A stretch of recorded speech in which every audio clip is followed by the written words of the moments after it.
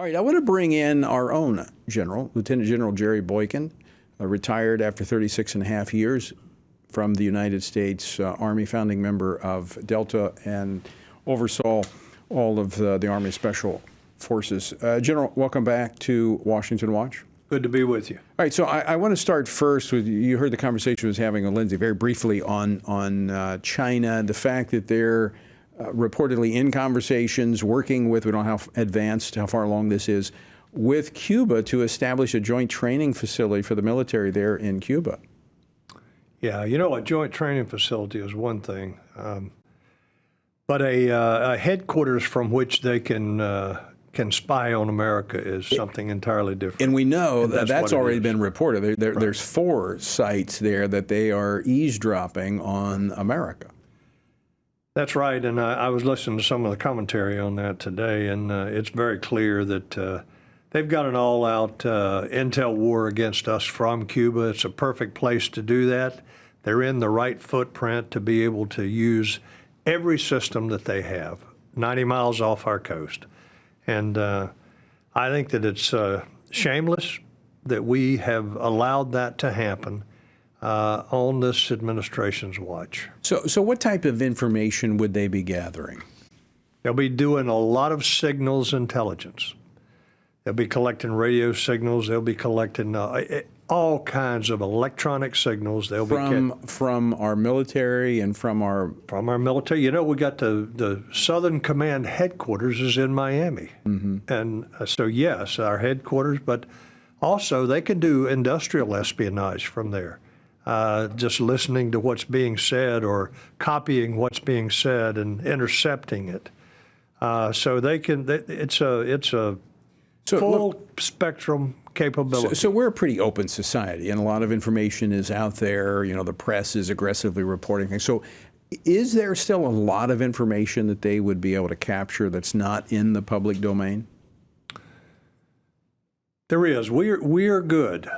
We really are good in terms of counterintelligence. In other words, protecting our intel. But we're not perfect. And the question then is, how many of those not perfect operations do they have to intercept? Or how many? But one of the things that they'll do down there is they will do human intelligence because they've got Cubans that come back and forth. Yeah.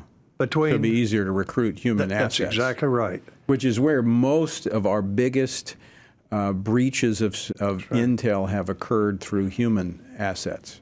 And I can tell you from my previous experiences that it is a perfect place. They love to go into Cuba and recruit assets and then run those assets against America, sometimes in America, sometimes in other Latin countries, but they'll run those assets. It's much harder to detect.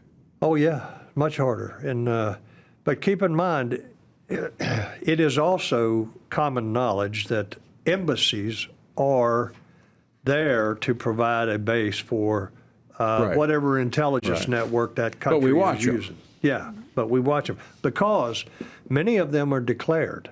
They're legal spies. Right. They are declared. And the chief of station is always declared. But we track them. We actually watch them. That's exactly right. And they track us. Yeah. I mean, yeah, it used to be high adventure, cat and mouse in the Soviet Union. Yeah, well, you've told me some of those stories. Yeah, okay, well, we better stop there or I'll be in trouble. Yeah. Well, I want to transition to another topic regarding the military and the claims that what Senator Tommy Tuberville is doing by holding the military accountable to the law, that is taxpayer funding, facilitating of abortion, is putting our nation's military at risk. I want to play a clip from one of your favorite people, the White House Press Secretary Karine Jean-Pierre, clip number 2. What the senator is doing by holding these nominations, it's a threat to our national security, period. That's what he's doing. It's shameful that he's doing this, right? I mean, he needs to be asked the question is, why is he putting our national security at risk? I have thoughts what's really shameful, but I'm not going to get into that. It's unsanctified what you're thinking, so go ahead. I mean, it's incredible that these people are put out there to speak. They don't even know the truth. I mean, is what the senator is doing, which, by the way, it's not the first time that a senator has held up promotions of flag officers for different reasons. That's right. Quite frankly, I think this is a really good reason. Two reasons. One, the unborn, because what we're looking at is based upon calculations, the military averages about 20 abortions a year under the previous policy that was in place. Under this, it could jump to 4,000 a year. That's one issue. But secondly is the law. As I talked about with Senator Tuberville earlier, it's not for the White House or the Pentagon to change the law. That's Congress. Yeah, also, though, Tony, this is nonsense. They're not being truthful with us, because not only about the law itself, but the fact of the matter is every one of those people that is on the promotion list that they have an assignment for, they can put them there at their current rank. Right. Because I was put into my rank of 3 stars while I was still a 2-star, and I stayed that way for about 6 months. It happens all the time. So what they're doing is, Corinne, I don't know who this woman. She wouldn't know national security if he hit her in the face. Look, she's just a mouthpiece for the administration. But it is very common to put people into positions because you need them there. You need commanders there. You need whatever They're it may provisionally? be. Huh? Are they there provisionally? They're there provisionally until whatever is holding them up is adjudicated, and then their back pay comes in so they don't lose any money. So let's say the post is for a 3-star, but a 2-star is placed in there until his 3rd star or her 3rd star comes in. Yeah, what will happen is a guy gets promoted to a 3rd star, 4th star, whatever it is, and he'll be designated as the next G3 of the Army, the next operations officer of the Army. But he's under some kind of investigation, which is very, very common because people go after you. And then all of a sudden he will be adjudicated and they'll put him into the position. So it's not just a provisional. So these are not empty desks in offices that are sitting there that they're waiting for somebody to come in and run the military. But that's the fallacy of the whole thing. Yeah. That's what they're trying to get you and me to believe. Well, in our case, we've been there. Yeah.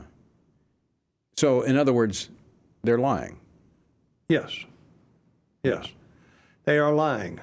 And leading the American people to think that our nation is at risk because these officers aren't receiving their promotion.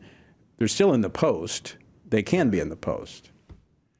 And what they want us to believe is that America is in great jeopardy because we can't put those officers into the position where the administration wants them. It could be resolved overnight if they just go back to the policy. Obey the law. That's right. That's exactly it. All right, General, we're out of time. I wish we had more time. Yeah. Well, let's go watch reruns of the White House press secretary. Tuberville is a great American. He certainly is. And folks need to pray for him and support him.